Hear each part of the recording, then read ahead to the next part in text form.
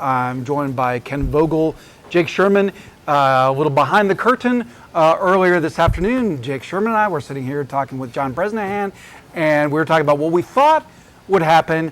And Jake Sherman said, I can really imagine, despite I'm the only person in a 400-mile radius that says this, but I can imagine Democrats holding on to the Senate with all the money that's been spent. All these races are still in the margin. They haven't put it away. Jake Sherman, do you still think that? I guess I'll temper my expectations. I mean, listen, it's certainly possible. Some of these races could be weird and they could break either way. They are extremely close. But what I'm hearing from a lot of Republicans is they are extraordinarily bullish that it's going to be a good night. If you look in Virginia, Ed Gillespie's outperforming where a lot of people thought he would be. Competitive and even close. Right, and people thought he was doing this to raise his name ID for a gubernatorial race. Well, those aren't mutually exclusive. Right, that's true, but it looks like he could actually beat Mark Warner. It's certainly possible.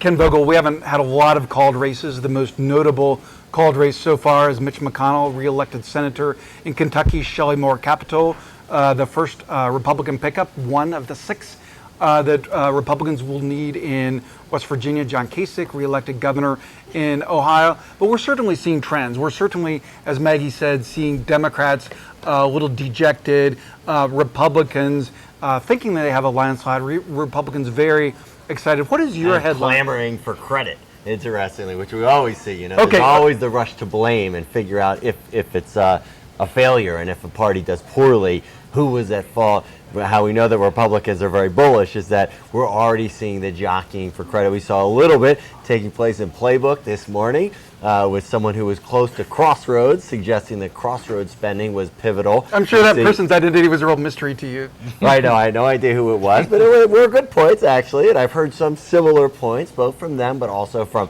the Chamber of Commerce, from Americans for Prosperity, and look, they do have something to brag about. Okay, this 1,000 fathers point, which is great, and this is totally your wheelhouse. What are, in the last hour, who's been trying to claim credit? What are you hearing that you can share?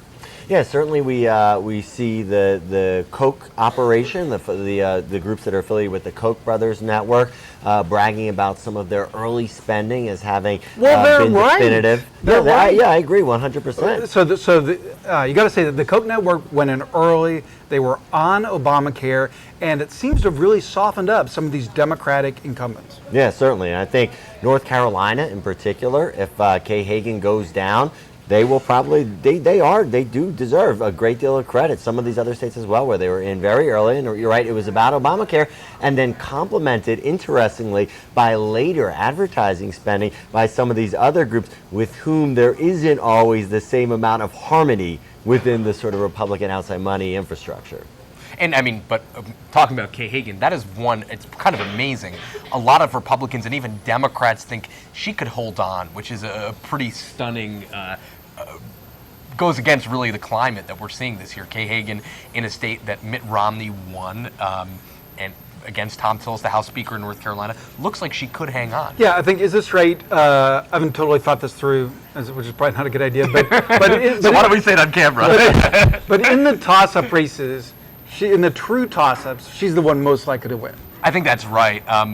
Iowa was another one that Democrats were privately pretty bullish on this week. They were saying that they could see a path to keeping Iowa, keeping North Carolina, and possibly Colorado. I think they've kind of rolled that back a little bit as the week has gone on and as Election Day has drawn closer, which complicates the Democrats' path to keeping the Senate. And then talking about the preemptive sort of post-election framing that we're seeing before the election already, I think that the Senate Majority PAC, the super PAC that is linked to Harry Reid, does also deserve a great deal of credit. Even, I mean, certainly if Kay Hagan holds on, they also were able to raise a lot of money early and go in and spend it attacking Tom Tillis and sort of building up and defending Kay Hagan. And what their goal was to prevent a national wave, so that they think that even if Democrats end up losing the Senate, despite the fact that this group's name is Senate Majority PAC, and that might suggest that they failed in their mission, that they can say, no, what we did is we prevented it from being a national election where there was one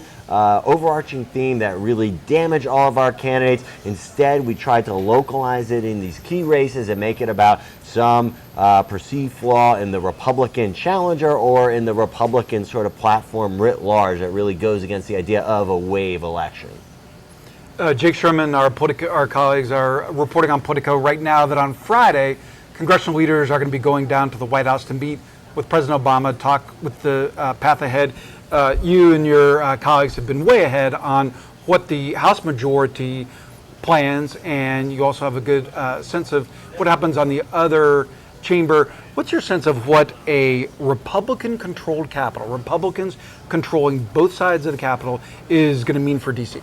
It's going to be a huge change. I mean, some of the things that I discussed with Kevin McCarthy during a trip through New York, he wants to take away these legislative cliffs. He kind of wants to normalize things in Washington. But Wait, what is legislative cliffs? he doesn't want any more governing by crisis, which has kind of defined the House Republican majority and by extension defined Barack Obama's term as president.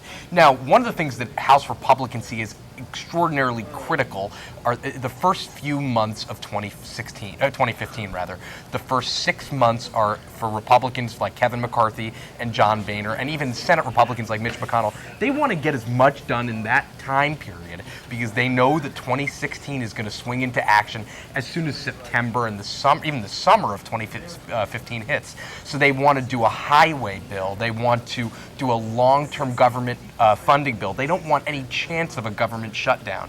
But as Kevin McCarthy said to me not too long ago, 2015 and the end of 2014 needs to be about showing voters who have lost trust in House Republicans, showing voters that they could govern and that they're not a complete mess, which they have been for the last couple of years. And hang on 2 seconds, Jake Sherman, in that story, an important point that you made is that Kevin McCarthy seems to have been spreading that gospel to his members and seems to have convinced a lot of the conservative members, which would be the key change. I think the difference is McCarthy has the trust of conservatives that Eric Cantor did not.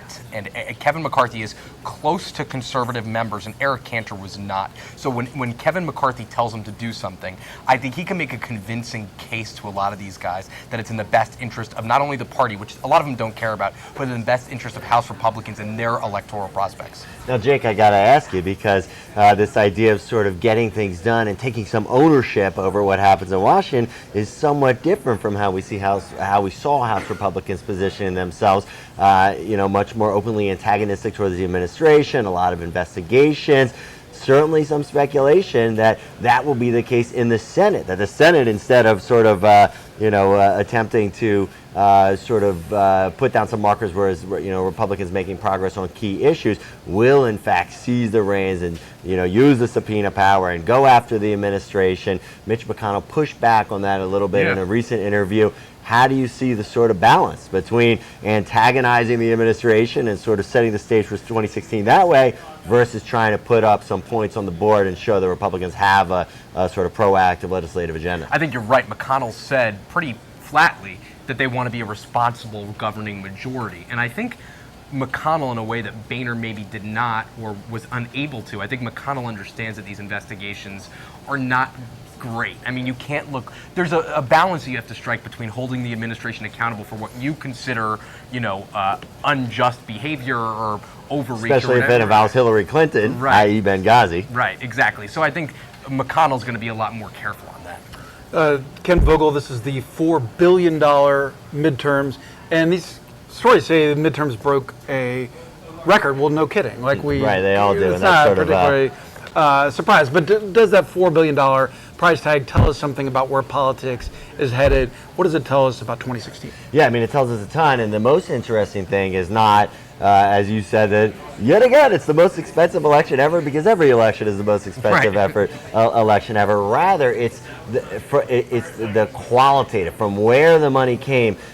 For the first time, we are actually seeing less money raised and spent by the candidates' campaigns themselves. There will be less money, less than $1 billion.